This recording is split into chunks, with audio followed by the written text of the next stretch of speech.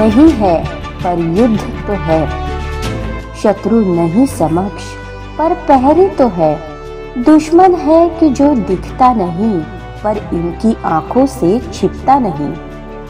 एक अलग जज्बा है इनका, समय को रोक रखा है, काल को मोड़ रखा है।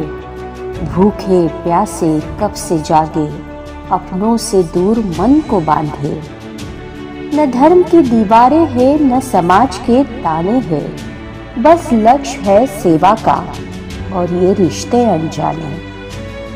आंखें होती है नम पर हौसले नहीं है कम, ये कभी थकते नहीं, महसूस कर सकते हो बस, इनकी दास्तां कोई कहता नाही।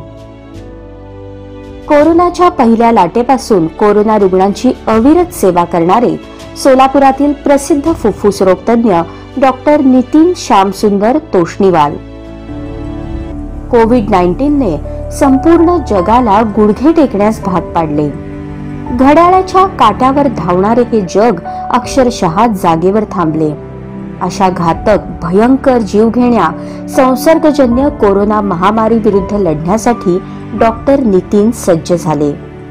कोरोना बाधित रुग्णांवर उपचार करण्यात व्यस्त असताना डॉक्टरांनी कधी स्वतःचीही पर्वा केली नाही। ऐन उन्हाळ्यात जीवाची तगमग करणारी पीपीई किट घालून अहोरात्र त्यांनी रुग्णांची सेवा केली।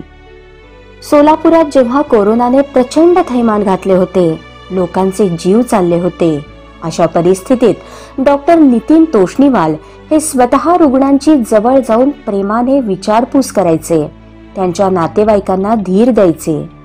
डॉक्टर नितीन यांच्या या प्रेमळ व्यवहाराने आणि योग्य उपचारांनी हजारो रुग्ण पूर्ण बरे होऊन घरी परतले। आज सोलापूर जिल्ह्यात एक कोरोना योद्धा म्हणून सर्वात आधी ज्यांचं नाव आदरानं घेतलं जातं ते डॉक्टर नितीन तोष्णीवाल। अतिशय आत्मीयतेनं आपुलकीनं डॉक्टर प्रत्येक पेशंटला पाहतात। एक डॉक्टर म्हणून आपली जबाबदारी पार पाडत असताना डॉक्टर नितीन यांना आपल्या कुटुंबासाठी फारसा वेळ कधी देता आला नाही, पण जेव्हा ते आपल्या कुटुंबासाठी वेळ काढतात तेव्हा पूर्णपणे कुटुंबाचे होऊन जातात। डॉक्टर नितीन हे एक हरहुन्नरी व्यक्तिमत्व, ते एक इंटरनॅशनल टेबल टेनिस प्लेयर आहेत। अमिताभ बच्चन यांचे फॅन असणाऱ्या डॉक्टर नितीन यांना गाण्याचीही आवड आहे। कोणतेही क्षेत्र असू दे, आपलं 100% देऊन काम करणार हे डॉक्टर नितीन यांचं वैशिष्ट्य। एका गंभीर विषयावर आधारित जगावेगळी अंत्ययात्रा या चित्रपटाची निर्मितीही डॉक्टर नितीन तोष्णीवाल यांनी केली। गेल्या अनेक वर्षांपासून वैद्यकीय क्षेत्रामार्फत सोलापूरकरांना सेवा देणारे तोष्णीवाल कुटुंबीय।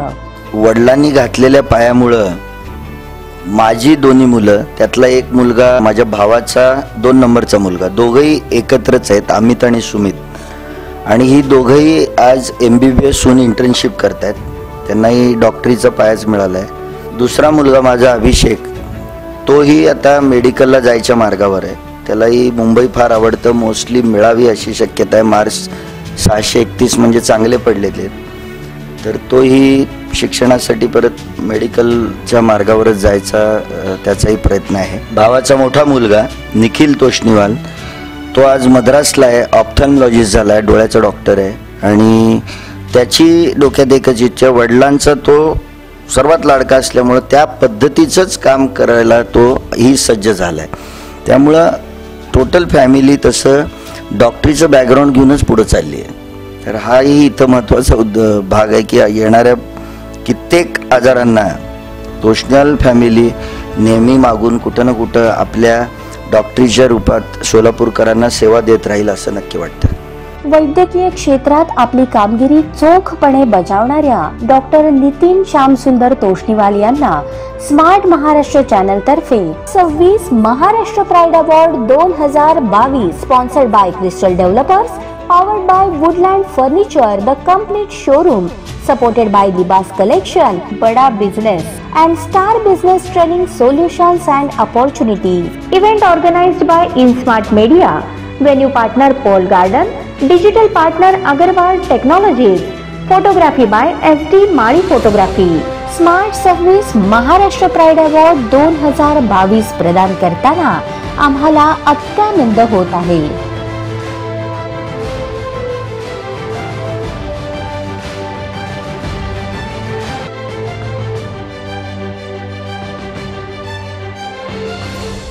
सोलापुरातील प्रसिद्ध चेस्ट फिजिशियन आणि ICU तज्ज्ञ डॉक्टर नितीन तोष्णीवाल सर आज आपल्यासोबत आहेत. सर नमस्कार. नमस्कार. खरं तर तोष्णीवाल कुटुंब हे सोलापूरकरांकरता अतिशय परिचित असं कुटुंब आहे. या कुटुंबाने आपल्या वैद्यकीय सेवेतून सोलापूरकरांना बऱ्याच वर्षांपासून सेवा दिली आहे आणि अविरतपणे ही सेवा चालू आहे. त्यातलंच एक नाव म्हणजे डॉक्टर नितीन तोष्णीवाल सर.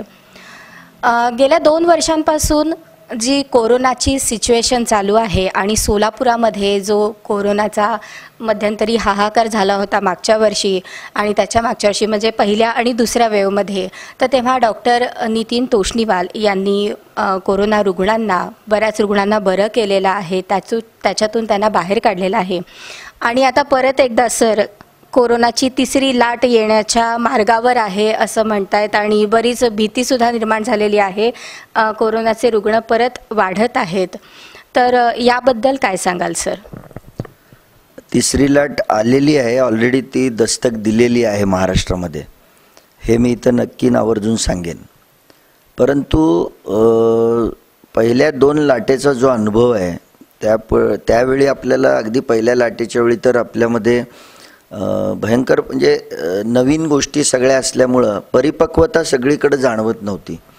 फक्त आम्ही एक लक्षात आलं होतं की कुठेतरी लोक मरतायत, प्रॉब्लेम्स वाढतायत आणि आमची ही ब्रांचच असल्यामुळं आम्ही थोडासा पुढाकार त्यावेळी घेतला आणि काही करून लोकांच्या सेवेत उतरून जेवढे रुग्ण वाचवता येईल याचा पुरेपूर प्रयत्न त्यावेळी केला. दुसऱ्या लाटेबद्दल म्हणायचं तर तो डेल्टा व्हायरस जो होता त्याने थोडंसं तीव्र रूप घेतलं होतं त्यावेळी आणि त्यावेळी लोकांची मिडल एजच्या लोकांची जी संख्या होती मरण पावण्याची ती जास्त होती. म्हणजे रेग्युलर ट्रीटमेंटला बॉडी रिस्पॉन्ड करत नव्हती. रॅमडेसिविर बऱ्यापैकी त्यावेळी एवढं काम करत नव्हतं.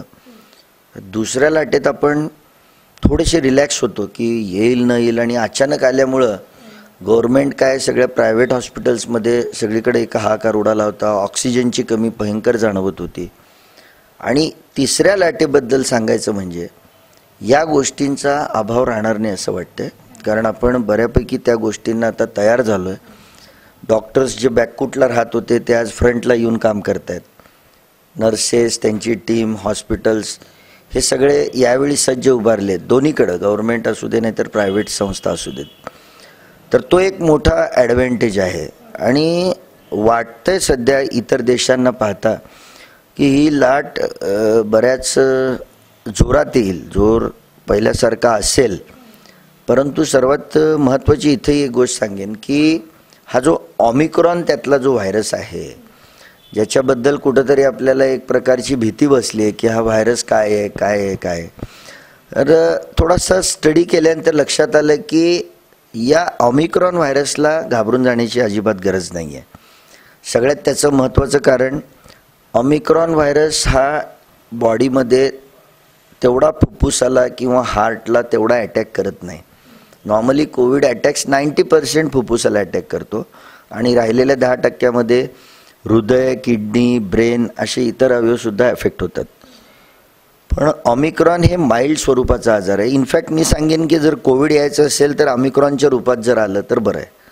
ह्याचं कारण असं आहे की शेवटी व्हायचं ते ओमिक्रॉनमुळे होईल, पण it's like a natural vaccine होईल ते, की ओमिक्रॉन झाल्यानंतर जी अँटीबॉडी तयार होते नंतर व्हायरसनंतर, जी आपल्याला पुढं जाऊन कोविडच्या स्वरूपात जी अँटीबॉडी तयार होते ते येणाऱ्या काळामध्ये एक प्रकारचं आपलं स्वतःचं प्रोटेक्शन असतं पुढच्या वेव्हजना किंवा पुढच्या वेळी कोविड फेस करताना.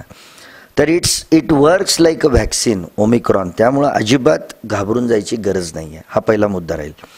भीती कशाची आहे? ओमिक्रॉन बरोबर कोविड पॉझिटिव्ह पेशंट येत आहेत. स्पेशली सांगायचं म्हणजे कालच बघितलं मी 2 ते 3 पेशंट पहिल्यासारखे बायपॅपवर आलेत, स्टेबल आहेत. पण प्रश्न असा आहे की हा डेल्टा व्हायरस जर त्याच्याबरोबर राहिलाच तर थोडंसं परत आपल्याला 100पैकी 20% केसेस जर डेल्टा व्हायरस असेल तर नक्कीच त्यांना व्हेंटिलेटर सपोर्ट, बायपॅपचे सपोर्ट्स, ऑक्सिजनचा सपोर्ट हा सगळा त्याला लागतो. त्यामुळं आपण असं समजून चलो ओमिक्रॉन 100% वी आर सेफ, 1-2% सगळीकडे असतं.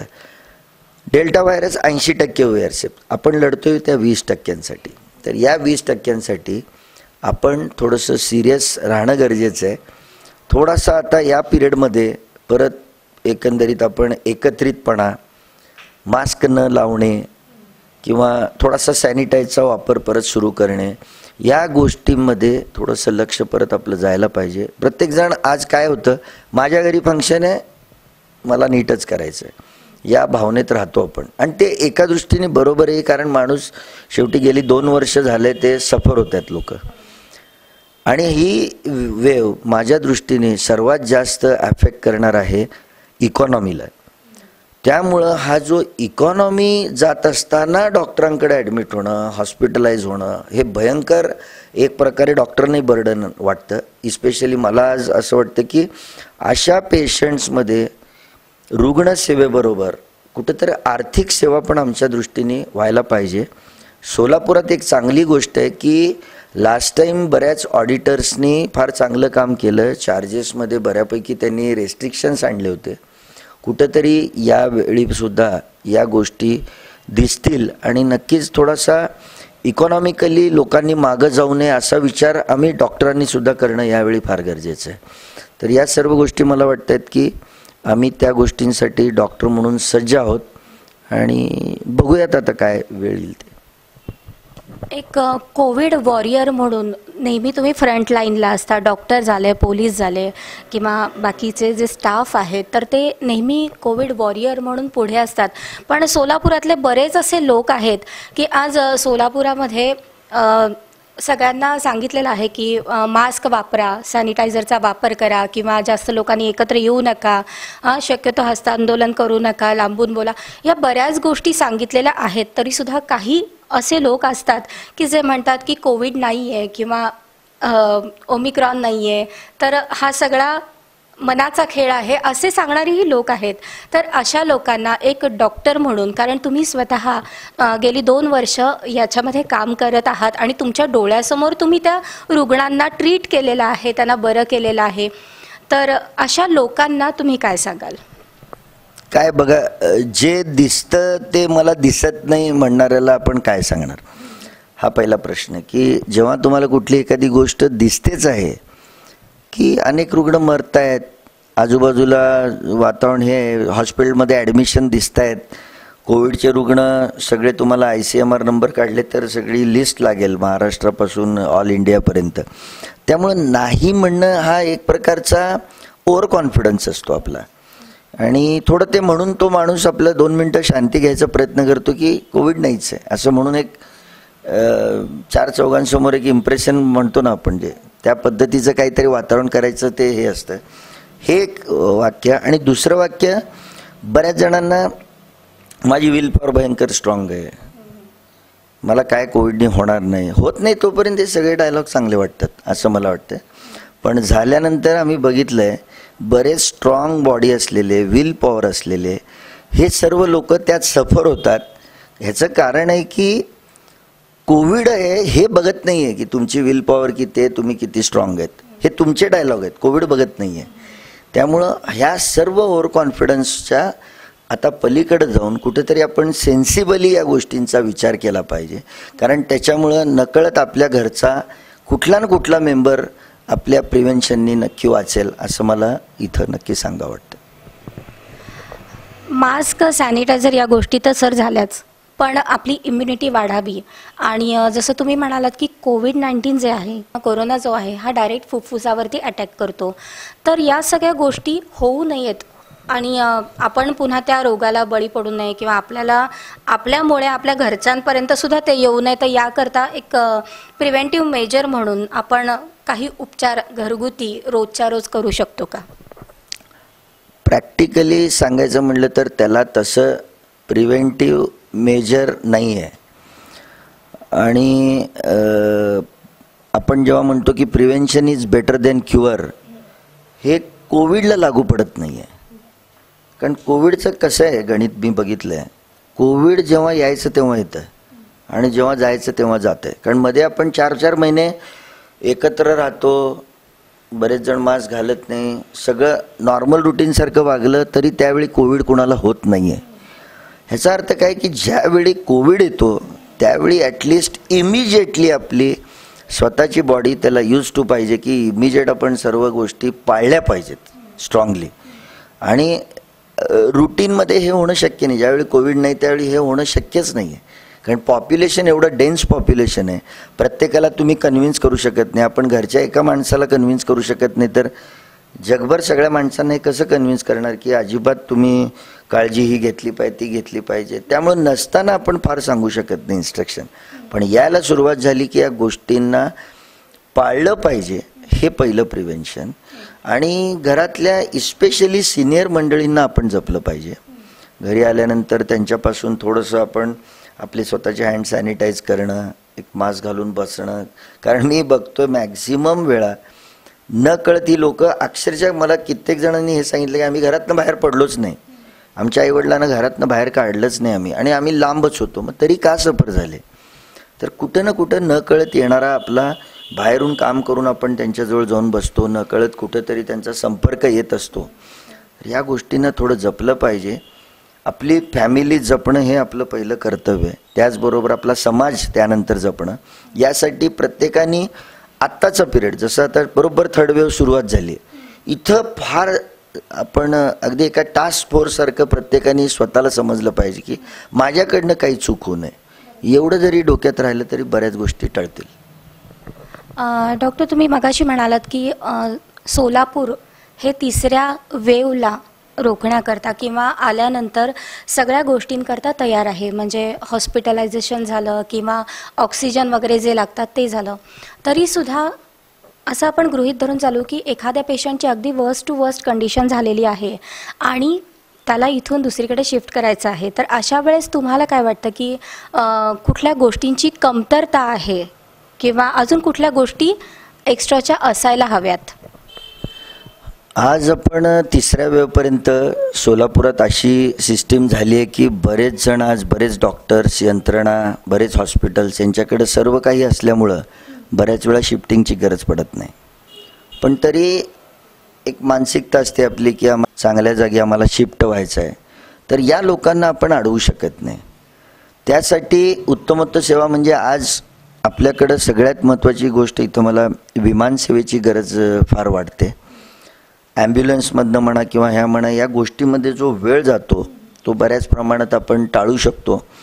तर काही करून सोलापूरची विमानसेवा ही फार प्रामुख्याने अशा वेळी आम्हाला बऱ्याच वेळी प्रखरतेने जाणवते. तर काही करून तो एक मेसेज राहील की ही विमानसेवा सोलापुरात कशाही पद्धतीत होणं गरजेचं आहे. आणि बाकी कसं आहे, आता यावेळी ऑक्सिजनची फॅसिलिटी म्हणा किंवा ॲम्ब्युलन्सेस रोडवरनं जातील, हे सगळं होईल, पण त्यात थोडासा वेळ नक्कीच लागतो. डॉक्टर सर, हे सगळं झालं तुमच्या डॉक्टरी पेशाबद्दल आणि तुम्ही जी सेवा करत आहात रुग्णांची त्याबद्दल.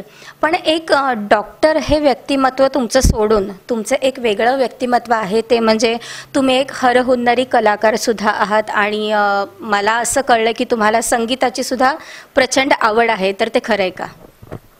नक्कीच आहे. कारण लहानपणापासूनच मला पिक्चर्स पाहायची किंवा म्युझिकची. त्यात वडील आमचे इथं सोलापूर फिल्म सोसायटी त्यांनी चालवलेली आहे. उत्तमोत्तम फिल्म्स ते दाखवायचे. त्यावेळी ते जब्बार पटेलांबरोबर त्यांनी बरंच फिल्म्स प्रभात थिएटर्समध्ये त्यांनी रिलीज करताना पाहिले. त्यांचे प्रीमियर्स आपल्याकडे झाले होते. त्यामुळे लहानपणापासून या गोष्टीची आवड प्रचंड.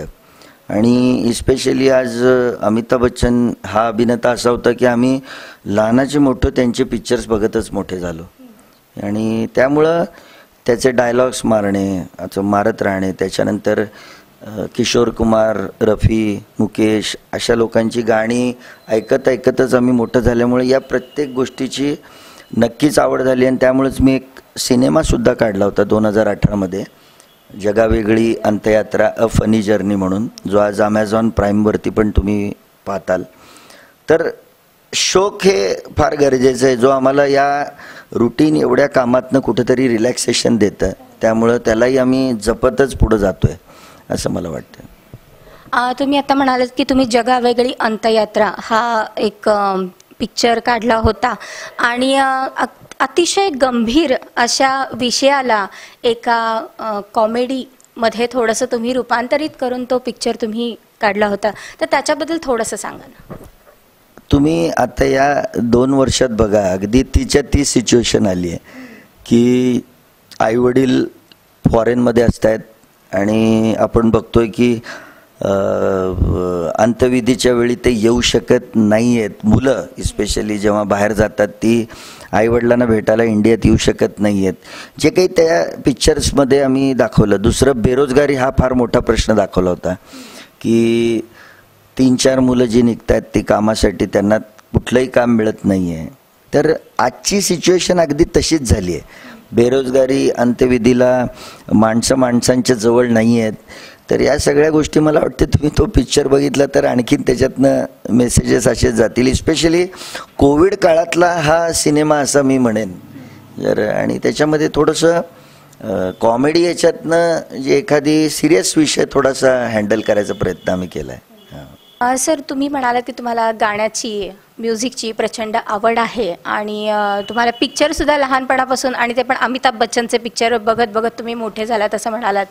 तर दोन्ही गोष्टी आपल्या प्रेक्षकांना बघायला आवडतील. सुरुवातीला सर, तुमच्या सगळ्यात जास्त आवडीचं गाणं कोणतं? तर त्या गाण्याच्या 4 ओळी ऐकायला आम्हाला नक्कीच आवडतील.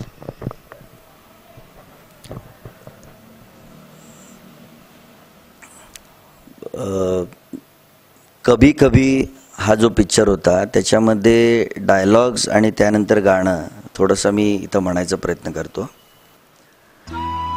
कभी कभी मेरे दिल में ख्याल आता है कि जिंदगी तेरी जुल्फों की नरम छाँव में गुजर नहीं पाती, तो शादात हो भी सकती थी. ये रंजो गम की स्याही जो दिल पे छाई है, तेरी नज़र की शुआओं में खो भी सकती थी. मगर ये हो न सका और अब ये आलम है कि तू नहीं, तेरा गम, तेरी जुस्तजू भी नहीं.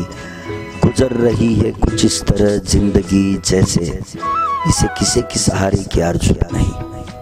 न कोई राह, न मंजिल, न रोशनी का सुराग. भटक रही है अंधेरों में जिंदगी मेरी. इन्हीं अंधेरों में रह जाऊंगा कभी खोकर. मैं जानता हूँ मेरी हम नफस, मगर यूं ही कभी कभी मेरे दिल में ख्याल आता है.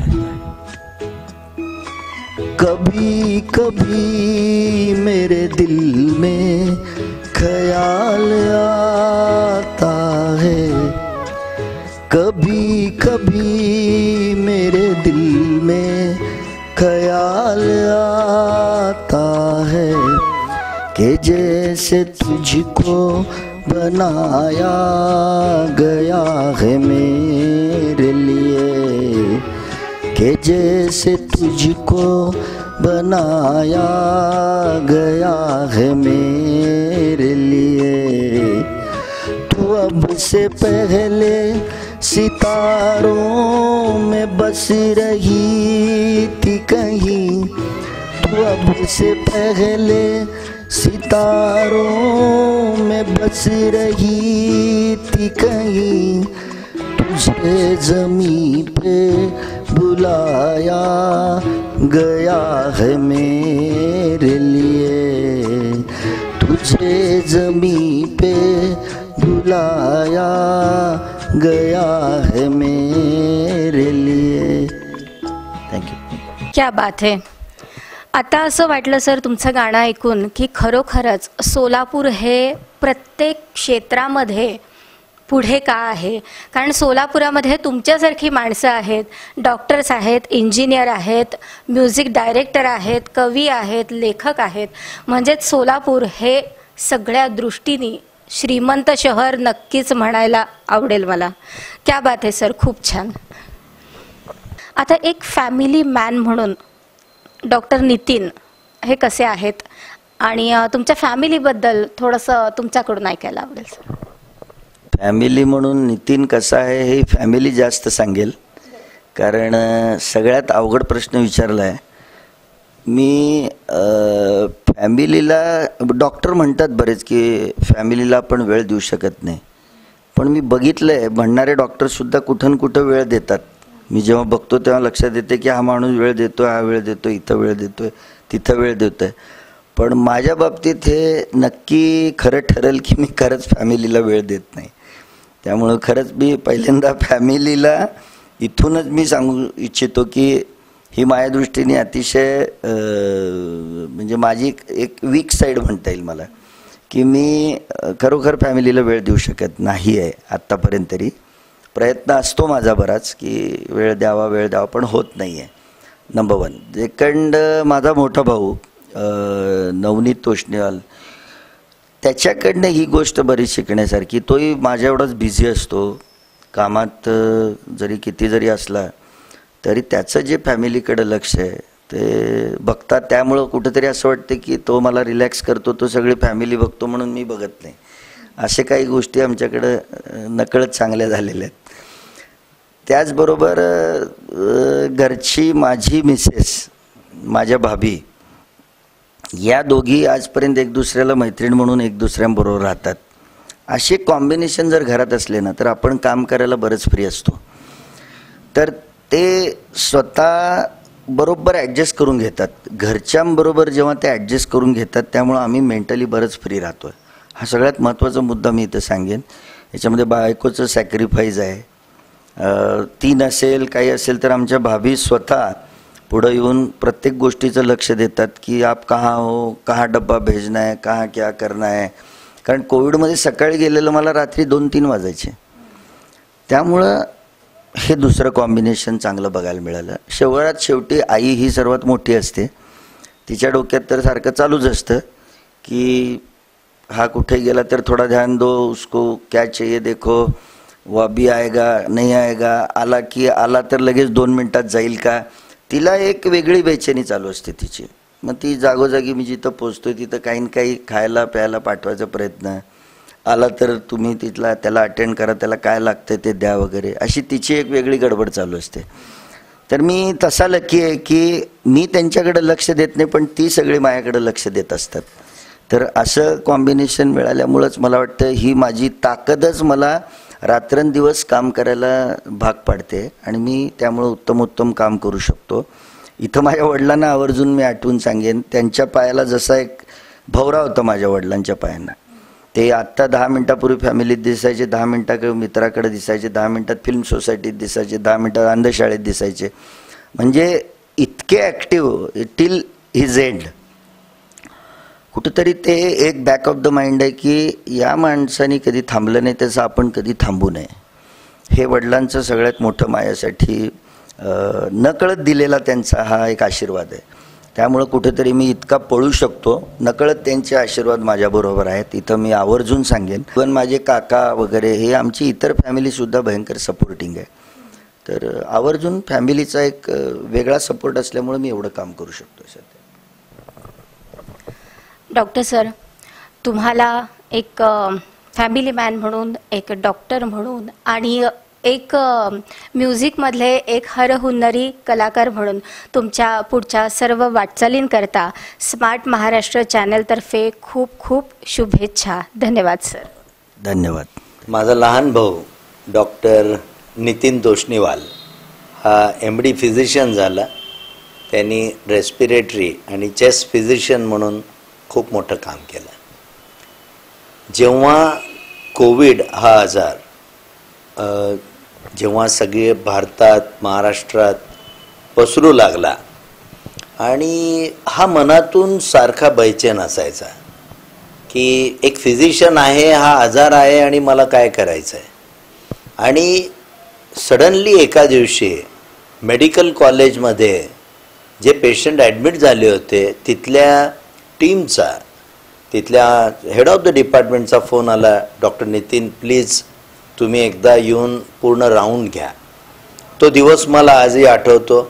कोविडविषयी काहीही माहिती नसताना हा माझा भाऊ एखाद्या चितेत अग्नीत कशी उडी मारली आहे मी ते स्वतः बघितलं, माझ्या डोळ्यांनी बघितलं. हा जेव्हा तिथं गेला आणि घरी आला आणि घरी येऊन आम्ही ह्याला अशा पद्धतीनं बघतोय की हा काय करून आला, काय होईल, ह्याला काय होईल. मी इथं आवर्जून सांगू इच्छितो की आपण म्हणतो ना शिवाजी महाराज किती मोठा आहे पण तो घरात नसावा, असंच ते होतं. माझा भाऊ काम करतोय आणि ज्या पद्धतीनं नंतर ती एक त्याची पहिली व्हिजिट होती आणि खूप सुंदर त्याचे उद्गार होते. नवनीत ही माझी ब्रांच आहे.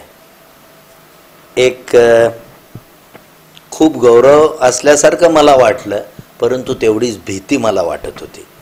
1 महिना मी, माझी आई, त्याची मिसेस म्हणा, सुनीता म्हणा, सगळे आम्ही झोपू शकलो नाही.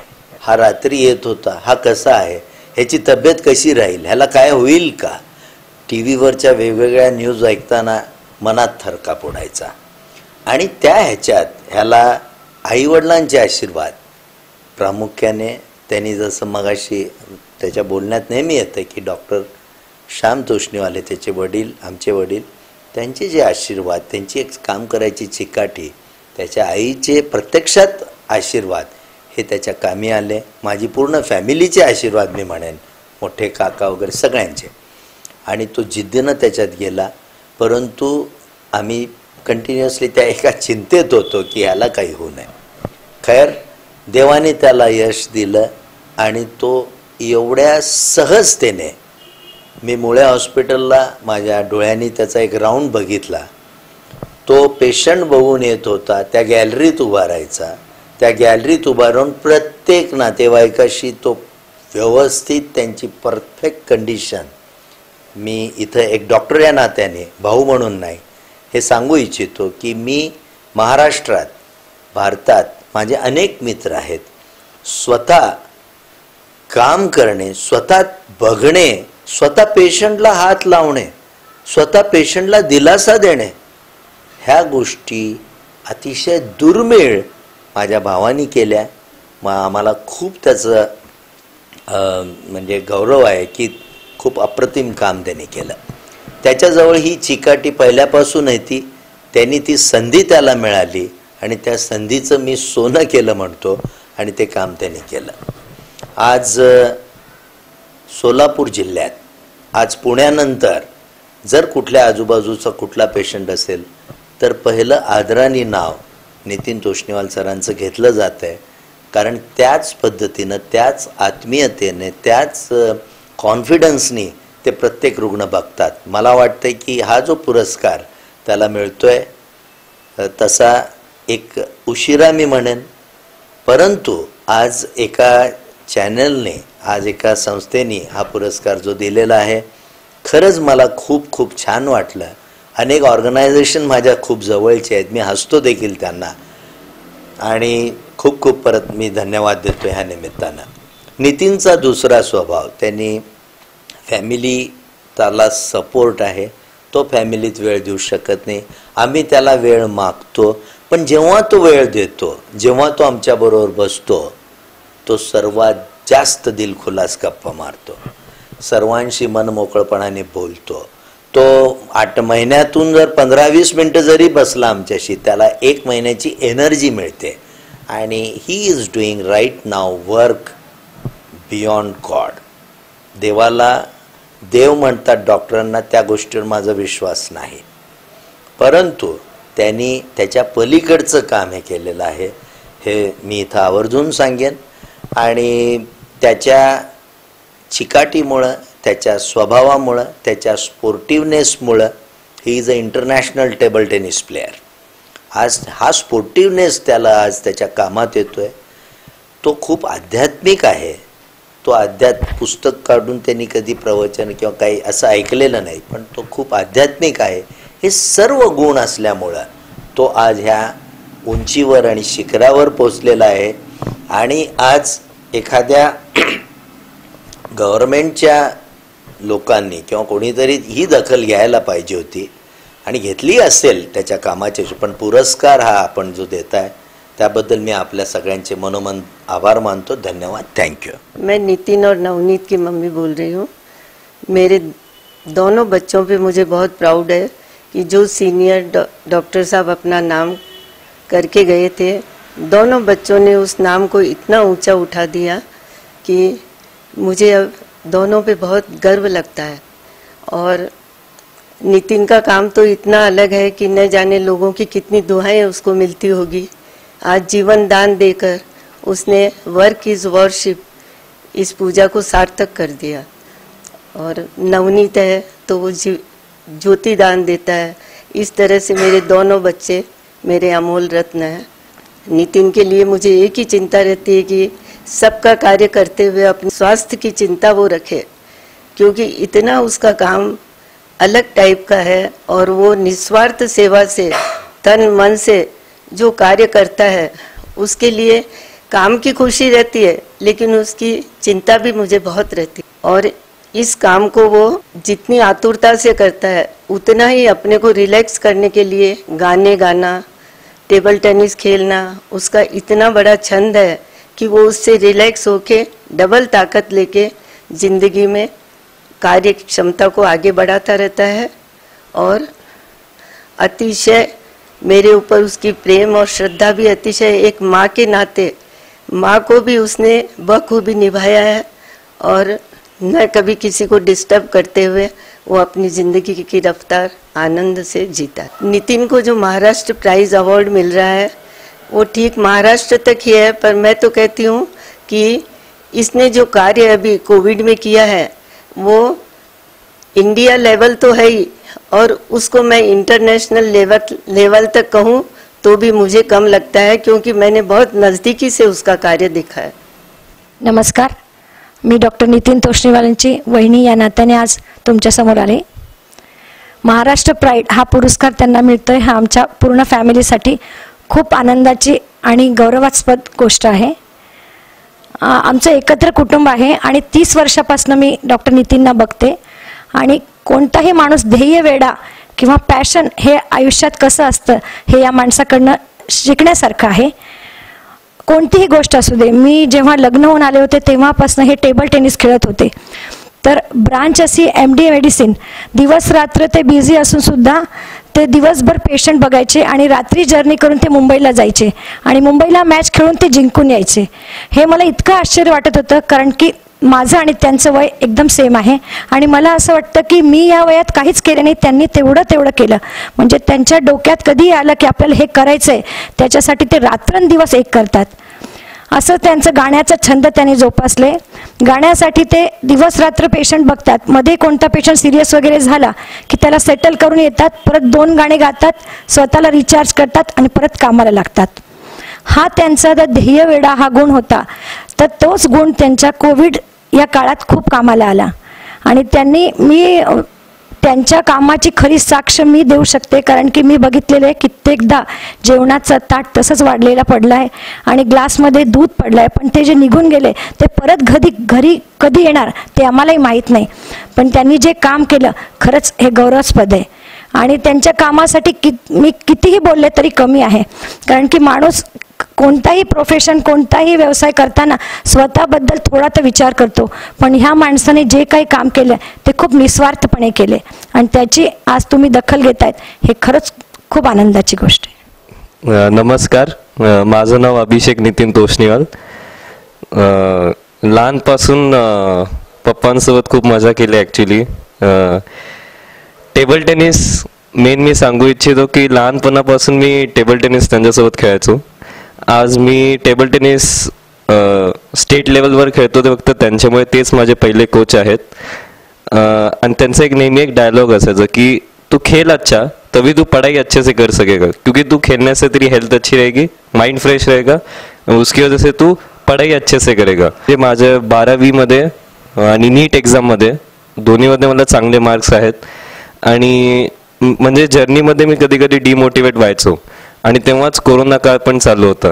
तर जेव्हा डिमोटिवेट मी व्हायचो तेव्हा पप्पांचं काम बघायचो की अरे पप्पा क्या काम कर रहे कोविड में, थक नहीं रहे, इतना काम कर रहे, मैं तो सिर्फ बैठे बैठे पढ़ाई कर रहा हूँ, तो कुछ रीज़न नहीं है की थकना है बोल के। मी तेव्हा पप्पांना व्हिज्युअलाइज करायचो, परत रिचार्ज होऊन अभ्यासाला बसायचो। आणि पप्पांचा अजून एक स्वभाव म्हणजे काही पण नवीन गोष्ट मी करतोय त्यांना पहिला त्यांचं ॲप्रिशिएशन असायचं फॅमिलीमधून की टेबल टेनिस खेळतोय तू खेळ, तू जान लगा के खेल, हेल्थ का ध्यान रख. अँड म्हणजे मी आता नवीन, म्हणजे मला ज्याच्यात आवड आहे, मी रॅप सॉन्ग गातो. आधी ते म्हणले की तू कर, चाहिए उतना मेरा सपोर्ट है तुझे, बट हर नई चीज़ जो करता है वो बहुत सही चीज़ है, तू ये कर आगे and all the best. So thank you पप्पा. जेव्हा पण मी पप्पांचं काम बघतो तेव्हा एक वेगळीच प्रेरणा येते की स्वतःहून मोठा होऊन हे अशा मोठे जे पुरस्कार आहेत महाराष्ट्र प्राईड सारखे, याचा पण मानकरी मी होऊ अशी माझी इच्छा आहे. त्यामुळे मी आत्तापासूनच पप्पांना बघून त्यांचे आशीर्वाद घेऊन ती प्रेरणा घेऊन अभ्यास करतोय. सध्या तर तेच काम आहे माझा, अभ्यास. त्यामुळे ते करेन मी आणि इच्छितो की आयुष्यात मोठं डॉक्टर होऊन समाजाची व देशाची सेवा करेन. थँक्यू. आज जो महाराष्ट्र प्राईड पुरस्कार माझ्या वडिलांना मिळाला आहे ते खूप गर्वाची गोष्ट आहे. याचं रिझन आहे की लहानपणापासून पप्पांना बघितले की काम असो किंवा खेळ असो, ते नेहमी प्रत्येक दोन्ही गोष्टीमध्ये 100% देतात. हे मी त्यांचं आधीपासून बघितलं आणि हीच गोष्ट मी बाळगण्याचा प्रयत्न करतोय. आणि डॉक्टर होऊन, मी पण एक डॉक्टर होऊन समाजाची व देशाची सेवा करण्याची इच्छा बाळगतो. आणि लहानपासूनच पप्पा रोल मॉडेल आहेत माझे, कारण ते नेहमी म्हणतात की जिसका बेमिसाल काम है उसी का बेमिसाल नाम है. सो तीच गोष्ट मी पूर्ण जीवनभर ती लक्षात ठेवेन आणि मी माझं काम करेन. ऑल द बेस्ट पप्पा.